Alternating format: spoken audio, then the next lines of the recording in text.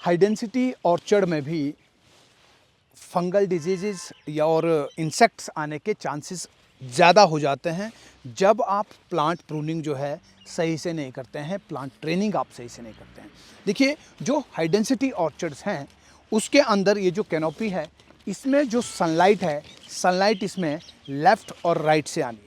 यानी सूरज जो है, सूरज की किरणें यहाँ से इसके अंदर पेनिट्रेट करेगी दोपहर के पहले, और दोपहर के बाद उस तरफ से अंदर को पेनिट्रेट करती है। तो अगर पौधे से कैनोपी आपने बाहर की तरफ को बहुत ज़्यादा बढ़ा दी तो ऐसे में सनलाइट जो है अंदर वाले पार्ट में नहीं पहुंच पाती है। हाई डेंसिटी ऑर्चर्ड के अंदर जब प्लांट में जो है बहुत ज़्यादा फेदर्स होते हैं, ज़्यादा फेदर्स बनाए जाते हैं ताकि प्रोडक्टिविटी ज़्यादा बढ़े, ज़्यादा बड जो है प्लांट के ऊपर बने और प्रोडक्टिविटी ज़्यादा है। तो उसी चक्कर में जो है प्लांट में अंदर सनलाइट पहुंचना बड़ा टफ हो जाता है और सूरज की किरणें भी अंदर नहीं पहुंच पाती है। तो ऐसे में जो फेदर्स हैं, जो ब्रांचेस हैं, उनको अगर आपने बहुत ज़्यादा लंबा कर दिया, वो अगर 3-3.5 फीट तक जाती है, उससे जो है आपको दो तरह के नुकसान झेलने पड़ सकते हैं। पहला तो ये कि अगर उसकी फेदर की लेंथ लंबी हो जाती है तो आपका जो सेंट्रल लीडर के पास वाला जो फेदर का एरिया है, ब्रांच का एरिया है, वो आपको जो है खाली मिलेगा। उसमें उसका जो फ्रूट सिस्टम है वो जो है वहाँ से शिफ्ट होकर के आगे की तरफ को चला जाता है। तो एक तो आपको ये नुकसान उसमें हो सकता है। दूसरा नुकसान ये होगा कि आपकी जो कैनोपी की विड्थ है, वो विड्थ जो है वो ज़्यादा हो जाएगी।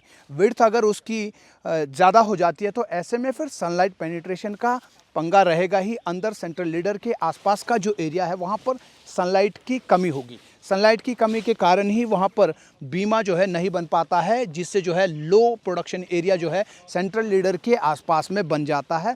तो इससे जो है आपकी जो प्रोडक्टिविटी है, उस प्रोडक्टिविटी के ऊपर जो है असर पड़ता है, नेगेटिव इम्पैक्ट उसके ऊपर पड़ता है, प्रोडक्टिविटी आपकी जो है उससे कम हो जाएगी। तो हाई डेंसिटी ऑर्चर्ड के अंदर प्रूनिंग का जो है बहुत बड़ा रोल है। प्रूनिंग आपको सोच समझ करके सही तरीके से करनी है। ब्रांचेस को जो है लगातार आगे बढ़ाते नहीं रहना है, उनको जो है आपको कॉम्पैक्ट रखना है। और दूसरी चीज़ ये कि प्लांट के अंदर में जो ब्रांचेस है, उन ब्रांचेस को जो है रेनोवेशन के ऊपर आपको लगातार डालते रहना चाहिए। खास करके तब जब प्लांट की एज जो है 6 साल से ऊपर हो जाती है, तो ऐसे में जो है फिर जो ब्रांचेस है वो एज्ड हो जाती है। उनमें जो है बीमा जो है पीछे, बड जो है पीछे नहीं रह जाता है। और साथ ही साथ ज़्यादा ब्रांचेस की वजह से, क्योंकि शुरुआत में आप बहुत सारे फेदर्स उसमें रखते हैं, तो ऐसे में जो है अंदर बहुत ज़्यादा डेंस कैनोपी बन जाती है, अंदर जो है डेंसिटी ज़्यादा हो जाती है। तो यहाँ जो है वुलिया फीड भी आपको दिखेगा, अंदर वुलिया फीड होगा, कुछ दूसरे इंसेक्ट्स को भी छिपने का मौका मिलता है, यहाँ पर अंडे डालने की यहाँ पर जगह हो जाती है, और फंगस के पनपने का भी यहाँ पर जो है बहुत बढ़िया जगह जो है यहाँ पर हो जाती है। क्योंकि हर एक के मन में ऐसा ही है कि हाई डेंसिटी प्लांटेशन अगर करी तो उसमें डिजीज़ नहीं आएंगी, उसमें जो है उसमें क्रॉप की कोई दिक्कत नहीं होगी, क्रॉप आएगी। हाई डेंसिटी ऑर्चर्ड में भी क्रॉप लेना, लगातार क्रॉप लेना, और जितनी हमारी एक्सपेक्टेशन उस प्रोजेक्ट से थी कि एनुअली हमको जो है इतना मीट्रिक टन प्रोडक्शन हमको चाहिए थी, उसको मेंटेन करने के लिए सही प्रूनिंग सिस्टम अपनाना बहुत ही ज़रूरी होता है। दोस्तों, मेरा नाम है जीतू चौहान ऑर्चर्डिस्ट, और ये चैनल आपने अगर अभी तक सब्सक्राइब नहीं किया है तो तुरंत सब्सक्राइब करें, और वीडियो सबसे पहले आप तक पहुंचे उसके लिए बेल आइकन को ज़रूर दबाएं।